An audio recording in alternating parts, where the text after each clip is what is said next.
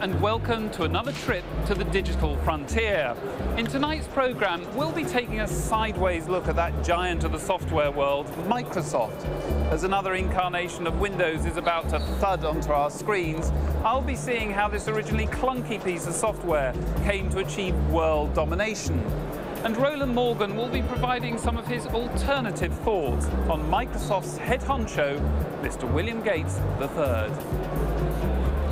In our main report tonight, Fenella George will be investigating the real horrors of the Millennium Bug and finding out that we have much more to fear than fear itself.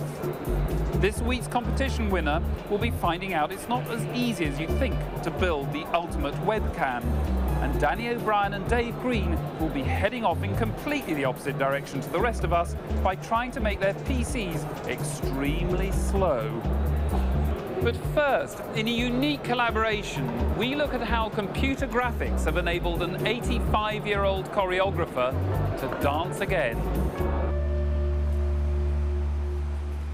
50 years ago, Jane Dudley was a leading dancer with the avant-garde Martha Graham Company, and at the height of her physical powers. Now at 85, she has difficulty doing the physical activities involved in everyday living.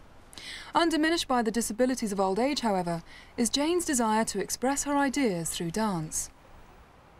Life does a great deal to one, willy-nilly, and those experiences you acquire, you accumulate, and they're the ones particularly that you draw from in working creatively and in performing.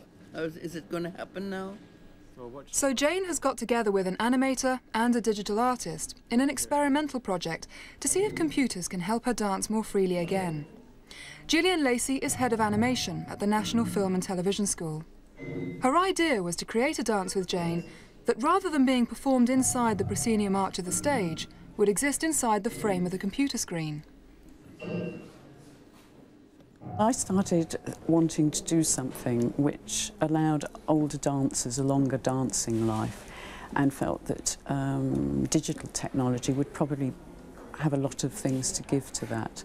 And it's something where I feel that the frame rather than live performance becomes important, because you can look at details of the body. Where if someone's in a proscenium arch, you're looking at the whole body, which isn't so mobile. But if you're using digital methods, you can choreograph hands and heads and shoulders in close-up and make something which may be quite abstract, but also still has a lot of power in it. For Jane, though, it's the first time working with computers, and she needs some convincing. I think personally that a lot of the computer stuff that's done is tricky and I think silly, frankly. But then I think most television's silly too, so. An awful lot of what I've seen, particularly in the animation area, is to do with the tricks and exploring all the technicality. And so what you're admiring is the cleverness of what's on screen. And often if you examine it, there's not a lot of meaning there. Jane wanted to create a dance about her situation, so they began their experiment with her choreographing a 1-minute piece using the limited mobility she has.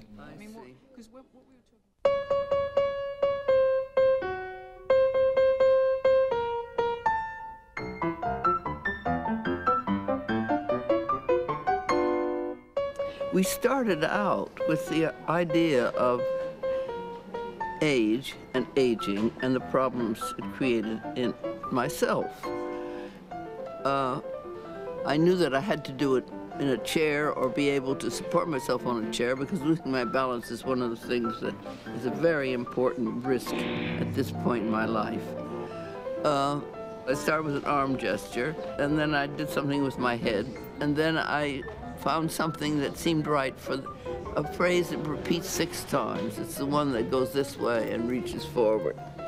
And it was built in more or less that way. I decided that I had to get up. I can't say the whole thing in the chair.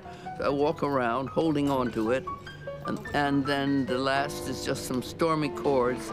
And in order to be as stormy as the music, I stamped around, shook my shoulders as though I'm having a temper tantrum. Let's do Is it getting too much? No, no, it's great.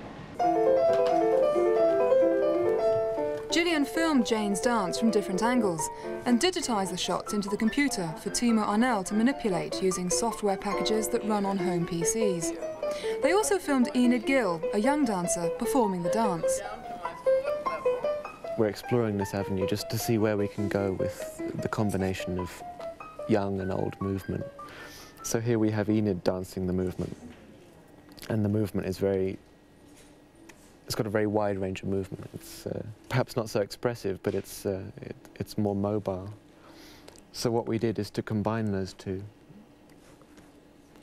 into a kind of double exposure using Adobe After Effects, where Jane and the younger dancer dance together. We want to be able to take layers and to fragment the movement and to focus in on movement, and all that's possible in After Effects. You can take as many layers as you want, and you can apply mats, and you can pull certain bits of the footage through and combine different parts of the footage with other parts. And then the first experiment was actually using 6 different layers and composing or choreographing the way that the body actually looks. So all the movements are synced up, but each little section is actually from a different angle, and each different section has been moved into a new position. After experimenting further using the same software, they took stock of their work. How did Jane now feel about working with computers? I've acted as a kind of audience, approving or disapproving, and that's because I knew absolutely nothing about how it works. And I think that it's a very fascinating medium to work with, image-wise and movement-wise. She's begun to see the possibilities with all the different programs. And quite a few of the things we've been doing, we do and they think, oh, that really looks good. And then we say, but is it adding anything to what she's saying, which is about age and the imminence of death and what she still can feel positive about. And we both feel very strongly about meaning and content, and she wants to bring that to her work, and I do to mine. So the criteria for this working is not necessarily does it look really good, but does it also say something? So do they feel combining computers with dance has helped Jane really say something? We're using a lot of manipulation to try and express what Jane feels inside. Jane's movement is extremely expressive in itself, and I'm not sure what the computer can add to that at the moment, but we're gradually working towards getting something which has a greater depth of meaning. I don't think it's a dance piece any longer. I think it's a visual piece.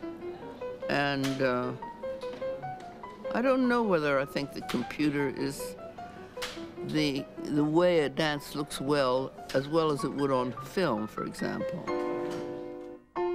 Jane is continuing with the project and hopes to include other older dancers.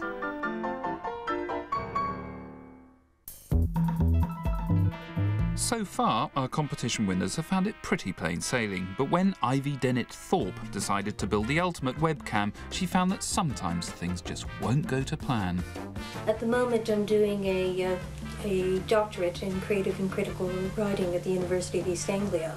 When I saw the advertisement for innovative website, I was thinking about what would be innovative, what hasn't been done yet, and how could people use the technology in a new way. And I thought you could take a small model helicopter or plane, and you could take a camera, one of these small cameras that people use for the websites, and you could attach the camera to the model so that the people would be able to see what the plane was seeing. And then I thought you could also make it interactive so people could then control the movement of the plane. I had one problem, first of all, with the camera, which is that a lot of cameras have leads.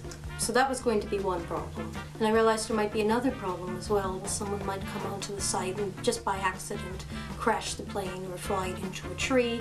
And I was also thinking of limiting the area with a net. And I thought, what if someone flies it into the net? I decided to have a look at the internet. And I noticed that some people had large blimps and they mounted cameras on them. And I was trying to think of something that could be used over an extended period of time. And I realized, what about a railroad, a model train? Well, I've decided with the train setup that there will be another camera as well, which will actually be on the train. and these two images will be side by side. So there'll be two live images, one showing the view from the locomotive and one showing the entire layout. Well, at the moment I've got it set up as an oval. Later on we hope to go ahead and put in a siding so people can then go and control the movement of the train. They can have a look at what the locomotive is facing and decide which direction they want the train to go in, left or right or perhaps straight ahead. And then after sending the command to the train will then change direction or not change direction. Now at the moment I haven't got any scenery because I thought the nice idea perhaps if people have a look at the site as it is now and send me their ideas how they want the layout to develop. I thought a bridge might be a nice idea. And I do quite a lot of modeling and make the scenery according to what people want. Want to see the rest of the world of webcams? With our net guide, you don't need a life of your own. You can spy on other people without getting up from your chair. At this week's 10, web voyeurs can peek till they poop with Jenny Cam, the fly on the wall with no shame at all. Ashes to ashes, funk to funky, Major Tom's NASA Cam is a little bit clunky at this week's 9. At 8, Steve Mann's wonderful wearable webcam, as featured in Series 1, but how flat is his hair after 4 years in that helmet? A house-trained pet that's sticky yet practical. Just watch that duct tape grow at 7. And just when you thought webcams can't get any more exciting, it's the wicked webcam tile game at number 6. In at 5, travel around the world in 80 clicks, and you don't even need to wear a bikini. Well, not in Moscow anyway. There's always a ghost in the machine, but is there one under Jeannie's bed? Find out with the Ghost Watcher Cam at number 4. This week's 3, surf the saliva down Stellark's gullet in the Stomach Cam. But is it art? At 2, you don't have to live in New York to have friends like Phoebe and Rachel. You can share the adventures of the Red Sofa with Eric and Daniel in Sweden instead. And finally, find out what really goes on in the White House with this week's Net Guide webcam number 1, Clinton Cam. As usual, all these links can be found on the net's very own web pages, which are on the internet.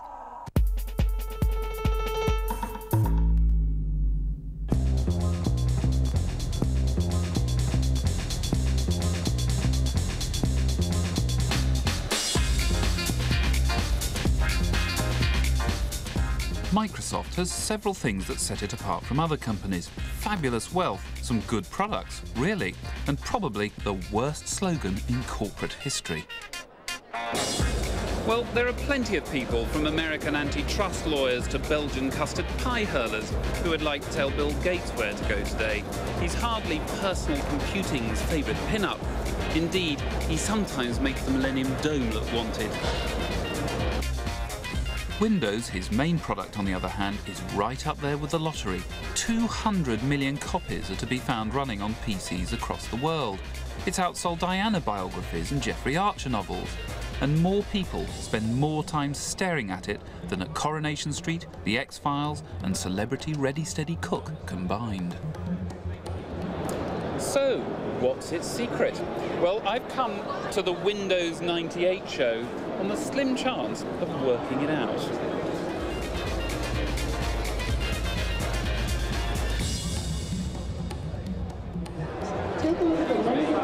Excuse me, we're doing an item for the BBC. No?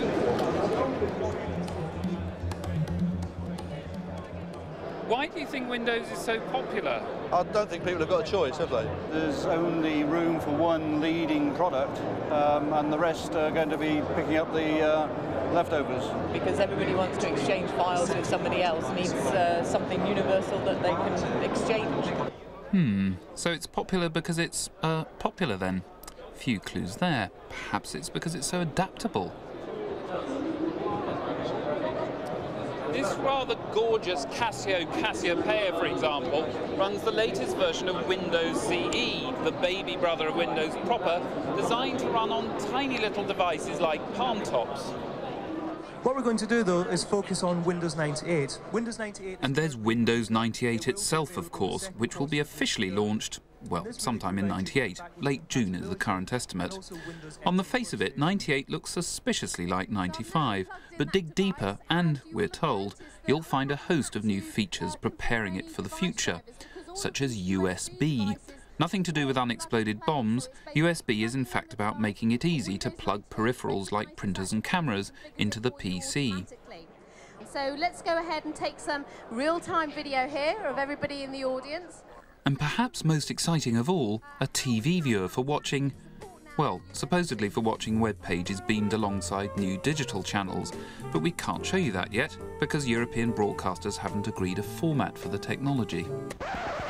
Microsoft believes that Windows 98 will follow Windows 95 as inevitably as the years on the calendar. It's so confident of this, it has started selling pre-release versions of the software. So if it's that popular, people must really love it, surely. What do you love about Windows, would you say? The fact it's can multitask, I can run a number of applications at once and copy cheerfully from one to the other. That's quite a hard one. Yeah. I can tell you what I don't dislike about it. What do you love most about it? I actually don't like Windows. It's a bit infuriating when you're in the middle of something and it crashes, so I don't find it particularly stable, you know. It's a clumsy system. Do you know why dogs don't use Windows 95? Why don't dogs use Windows 95? They can't stick their head out of them. I think it's really good. No. Right, I won't find anything irritating with it really, because that's actually mostly all I've known. Right, so we don't love Windows for its unique, not really a Macintosh rip-off design, or for its mission-critical, smooth-running reliability. In fact, we don't love Windows at all. Many of us hate it because we have to have it. It's inevitable, like death and taxes. But just take a look inside a PC and you can see why we should at least be thankful for it. It's like Frankenstein's monster in there, with bits scavenged from manufacturers across the world. If one bit gets too expensive, out it comes and in goes another. And it's Windows that makes it possible to hold it all together. So, love it or loathe it, we're stuck with Windows. It seems to be everywhere. Indeed, I seem to have turned up wearing the Microsoft corporate colours. Except there is one tiny little bug in the system, the US government, which is currently investigating Microsoft's apparent monopoly of the desktop. I think they're a monopoly at the moment, and they should break them apart. I think it should be constrained in some ways. The bundling in of the Internet Explorer seems to be a bad move to shut out competition. I want to use Netscape. I don't want to, every time I go in, say, do you want to default to Microsoft, because I don't. People ought to be able to have the choice of having one makes web processor, another makes a spreadsheet, etc. if they want to. I think it should be broken up because I think it's got so far now that nobody else can compete. At the end of the day, they've come up with the best product. So if anyone else has got a better product, they should come up with it. I don't see what the problem is. My prediction is that we'll be seeing less of Windows in the future, not because it's going to die out, but because, like the very air that we breathe, it'll be everywhere. It'll become part of our lives, shaping the way that we work and play, act and think. Now that really will be a monopoly, not of our desktops, but of our minds.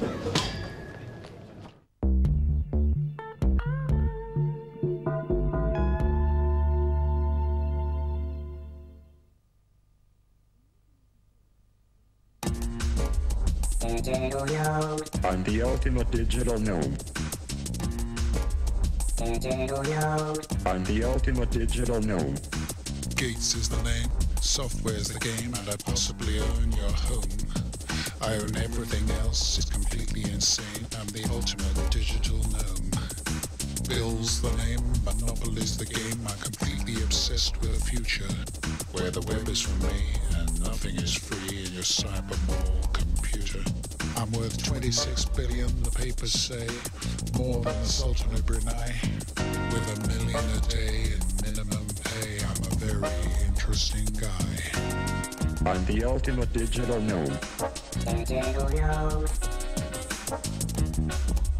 the ultimate digital gnome. I began in a shack at the back of the track, paid a pittance to a man for DOS. Showed it round at IBM, did a deal with them, and the other guy made a loss. Control of the net, that's what I want to get, including your personal site. See, the system's free, it doesn't suit me, you must pay for every byte. My helpers confess the new browser's a mess, but I'll make it your only brand. Cause the ultimate test of my business finesse is to run every screen in the land. I'm the ultimate digital gnome. I write a lot of tripe, I get a lot of hype, and my product's strictly a loser. But I don't smoke a pipe, I'm a workaholic type, and you won't see me down at the boozer. Thousands of workers are writing the words for my information highway codes, and making damn sure that the internet nerds pay to drive on my roads. With Windows and phones and all the other clones, I'll just have to be trusted. Cause what's been forgotten by website drones is monopolies used to get busted. A year on your net costs nearly 5,000 while a US local calls free. I think I might raise a few billion pounds and acquire control of BT. I'm the ultimate digital gnome.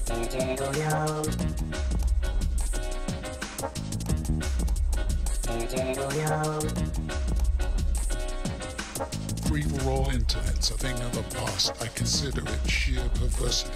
We need so many brains to privatize fast. I'm buying up Cambridge University.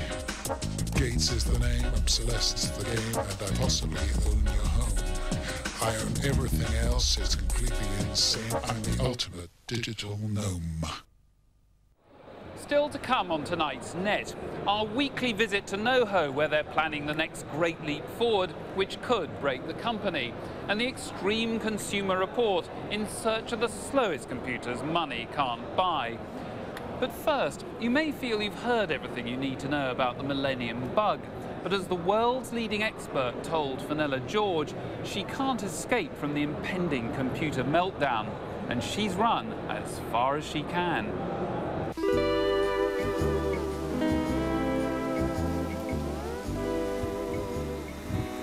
I'm standing on a beach which will be one of the very first places on Earth to see the first light of dawn in the new millennium. I'm on one of the islands of Tonga in the Pacific Ocean, and people here are expecting a huge influx of tourists to welcome in the year 2000. But elsewhere in the world, others are anticipating January the 1st, 2000 with rather less of a sense of celebration. Only 21 months to go, and the potential implications of the Millennium Bug, the computer software problem caused by the use of only 2 digits to record the date, are not only looming large, but are already beginning to bite. We live in the age of computers. We're proud of that. We live in the age of information. But our systems are broken. And unless they're fixed, we're going to stop reaping the benefits of those systems. What it means is that on January the 1st, year 2000, your systems must be fixed. And in an industry that has a very, very good, strong, traditional record for never delivering anything on time, we are in the midst of a crisis. Peter de Jager is one of the world's leading authorities on the year 2000 problem. His mission is to galvanise governments and businesses around the globe into dealing with the Millennium Bug in time. Ironically, Peter himself programmed in the 2-digit dates responsible for the problem when he was at IBM nearly 20 years ago. It's like the original sin. Every programmer anywhere has at some point or other either maintained a program that didn't handle the year 2000 properly, or wrote a system that didn't handle the year 2000 properly. But we did that under the behest of management. Management said, save space, save keystrokes, save time. So we wrote systems that wouldn't work in the year 2000, but that was okay because the systems we wrote wouldn't be around until the year 2000. That was our big mistake. So which systems are likely to fail? Well, it's the big systems, the ones behind the scenes which control so many aspects of our lives, from utilities to air traffic control to financial transactions, which are the major headaches. NatWest currently has over 500 people working on its Millennium programme. Heading the team is Jerry Whitmarsh. Millennium is not a particularly technical problem. It's not terribly difficult to work out what needs to be done. You have to look at everything, you have to examine it, see if it needs fixing or changing, change it, test it, test it again. It's every piece of equipment in NatWest Group that is capable of processing a date. I should think there may be 1 million items of that sort altogether. We've got mainframe computers, we've got desktop computers, we've got servers, we've got telecommunications, control systems, we've got building management systems, we've got lift systems, we've got alarm systems and security devices. The list is fairly substantial. I believe that if we had done nothing at all and just left it, the bank would grind to a halt because most of the main systems would simply cease to operate or would produce spurious results.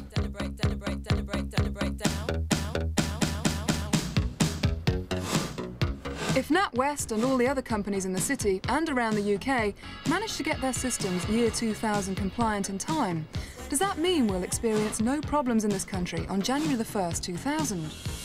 We live in a global society.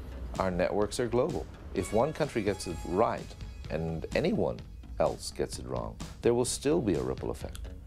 The SWIFT international funds transfer system transmits money all over the world. If somewhere in that network it fails for everybody. The euro has definitely distracted some of our continental colleagues, and maybe they need to beef up the priority they give to the Millennium a little bit. And I think in the Far East as well, not everybody has done as much as you would ideally like to see. Japan seems to be blind to the whole issue. For whatever reason, less than 5% of companies even seem to be aware of this problem. And they are a highly automated society. Equally scary is all of Europe. Everybody's worried about the euro. It's due in 1999, and therefore it's more important than the year 2000. Well, the year 2000 problem is not like the euro. If the euro doesn't happen, a bunch of politicians will have their noses out of joint. If the year 2000 problem isn't fixed, businesses will fail left, right, and center. If you decide to just close all the doors, open a bottle of champagne, and shut out the rest of the world on New Year's Eve 1999, will everything in your house oblige by functioning correctly when you wake the next morning to the new millennium? Understand that asking me about a consumer device is like asking someone with AIDS if they have dandruff. Maybe the answer is yes, but in the greater scheme of things, it doesn't really matter. Will VCRs work? Let's assume they won't. Well, what's the consequence of that? If you can't program it in advance, you walk up and you push the button, record. There's no dire consequence. So it doesn't really affect consumer products. I mean, if I have a home computer and all I'm doing is playing Doom or Quake on that machine, then there is no consequence because I'm not date dependent. This is an issue about date dependency. If you're using a PC or a Mac in a small business, then you're using it for business purposes. You're a little bit more date dependent. Now you have a bit of a larger problem. Again, check with your vendor, find out when the upgrade is available, and upgrade as soon as possible. One of the projects that Peter de Jager has initiated is the Damocles project. Damocles is a way for someone to blow the whistle on an organization. Send me information about an embedded chip problem that you're aware of. I will take your name off that, forward that information to the vendor via registered mail. They are now informed legally that we are aware that they have a problem. In the year 2000, if your product has caused problems and you never took steps to fix it, that information will be made available to the lawyers. So, Jerry, are you confident that no one is going to be reporting NatWest to the Damocles project? Yes. Well, I've met Peter de Jager. He's a very interesting guy, and I got a lot of time for the efforts he's putting in to alert people to the problem. I can absolutely guarantee that one thing we will not do is ignore any of the problems that we've got. They're all being dealt with, and if we see something that needs fixing, we're going to fix it. But you have to accept that we're dealing with essentially an unprecedented situation here, and nobody quite knows exactly what will happen when the millennium comes. NatWest has been tackling its year 2000 problem for over 2 years, but many smaller companies haven't even started. They've just under 2 years to get their act together, or do they? We don't have 2 years. We have until the next Christmas trees to get this thing right. In December of 1998, we have to be done, because most business processes look out 1 year. On January of 1999, your business processes start looking into the year 2000. If your system can't handle the year 2000, they start failing. We have 11 months left. And where will Peter de Jager and Jerry Whitmarsh be when the fateful day arrives? While you're all swanning around the Caribbean on your yachts with the champagne in hand, I should be at the computer centre for NatWest with a cup of black coffee. I will be in a pub called O'Donoghue's in a place called Doolin, D-O-O-L-I-N, in West Clare, Ireland. There is good beer on manual pumps, no electronics. There are no phones, no computers. There's a roaring fireplace, good friends, good cheer, and music. Where else would you want to be? It's the new millennium.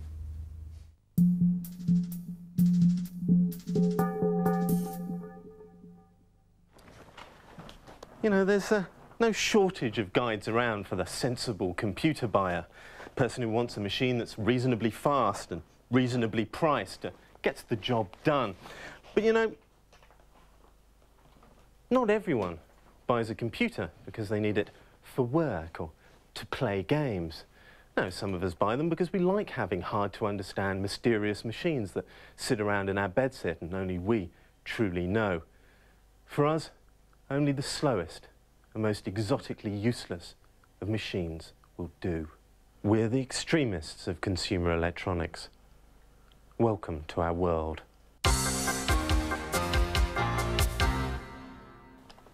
Dave, you know, it's actually surprisingly difficult to find computers these days that aren't a model of speedy user-friendliness. What would you say to the kind of consumer for whom the idea of ease of use makes them want to spit? Yeah. What would you say to them? Well, it's true that most modern PCs do come with an attractive interface, like Microsoft Windows. But you can get programs that deliberately return you to the incomprehensible interfaces of the late 1970s and early 80s, just for those of us who nostalgically hark back to the days when home computers were largely impenetrable. Oh, that's the 1982 prompt of a ZX Spectrum, Dave, am I right? Oh, yeah. Slow, difficult to use. It had about 1/100th of the speed and 1,000th of the memory of this PC. But thanks to this program, called an emulator, I can discard almost 20 years of so-called technological progress and transform this £1,000 PC into a £100 piece of 80s trash. But with this next emulator, I've gone almost too far. I've reduced this Intel Pentium to the mental level of the Manchester Baby, a computer designed in 1948, which had only 128 bytes of RAM. What a fantastically wasteful talking point, Dave. And you get these emulator programs where? Oh, off the internet, Dan. I see, and what's that? Oh, it's a kind of a telephone system. Oh, right. But for computers. David, thank you very much.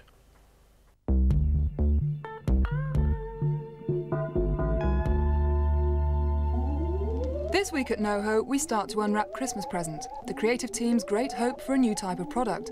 But first, someone has to keep the work rolling through so the bills get paid. Hi, my name is Matt. I'm the production manager at NoHo. Basically, I'm trying to make sure everything gets sorted smoothly, trying to make the workflow as painless as possible.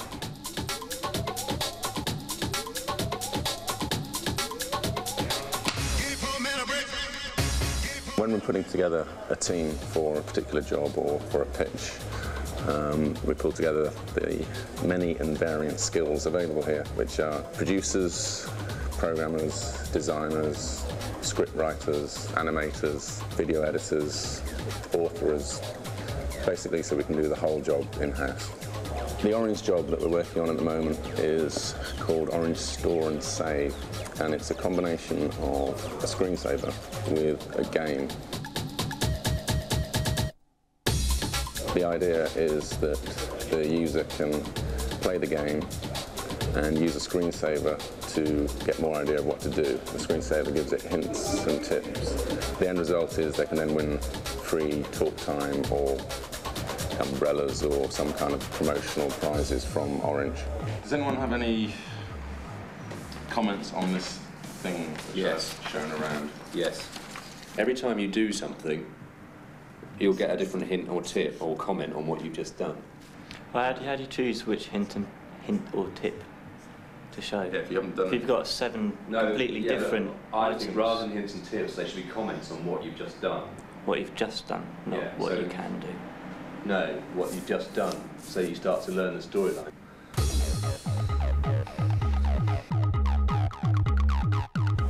a logo in the product, which we built into the design, and 3-4 weeks into production, they've given us a different logo with a completely different background. So now that brings up an issue of, firstly, who's responsible for that? Do they pay to have a redesign? Do we redesign? How long do we take to do it? I think some of these companies that are having trouble now do have a problem in that they focus themselves quite narrowly on one particular idea, like, you know, we're a web company or we're a CD-ROM company, or, you know, we do something very, very sort of narrow, and sadly the market really isn't sophisticated enough to really allow people to do that. We want to be able to do a broad range of projects and address all sorts of different technologies, and that's really helps us a lot because, you know, one month we might be doing a big CD-ROM and the next month we're doing a big website, and we might do a lot of screensavers and, you know, some programming work and all sorts of things in between. So if there's anything you learn from this, I think it is that to focus yourselves too narrowly and say, you know, that we'll only do this type of application or we'll only work on this type of technology is very difficult at the moment. But NoHo's other two directors want to branch out even further, funding their own move into interactive entertainment with Christmas Present. Christmas Present is based on a novel that Tim Wright, who's the third partner at NoHo, wrote some years ago. And what we want to do is make a game which is a CD-ROM product, retail product, but is a connected game so that you're actually playing with other people across the net. There's an organisation called XPT, which is headed up by a guy called Gerald Innement, who is a kind of rich patron of the arts. And what he's doing is offering you the ultimate gift, really. It's everything you ever wanted out of life, everything you want to achieve. You're racing against the clock, but you're also racing against other players. Everybody else is chasing their own parcel, their own present, and the object of the game is to be the first person to actually find your own present. What I've been doing this morning is looking at other parcel delivery services, how they represent themselves on the net, companies like FedEx and whatever. Looking at their identities, their logos and whatever, and trying to make sure that XPT sort of fits in with all of that. One of the other things that we've been doing is looking at locations around London. I went with Jason a few days ago to Ham House on the river at Richmond. Well, we're hoping to use it as a kind of corporate headquarters of this shady organisation called XPT. So we want to build this kind of modern extension to it, but we do that with 3D, in computer graphics. So build a sort of 3D glass blob or something. So that's what Jason's going to do. And then potentially come back here later on with whoever's actually playing Gerald to do a video shoot.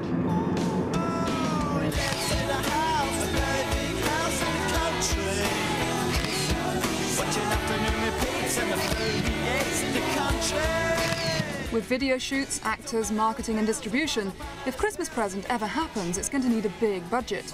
And unlike NoHo's previous entertainment projects, there's no client offering to foot the bill. It would be good to take these heads out and put something else in. Yeah, well, that's what you're replacing the detail with. Can NoHo finance Christmas Present themselves? Next week, the three partners take a hard look at what that might mean for the company. I think the only question in my mind is, can we afford to take the risk? Now, you know. And if you want to find out more about tonight's stories or check out your favourite webcam, visit the Net website.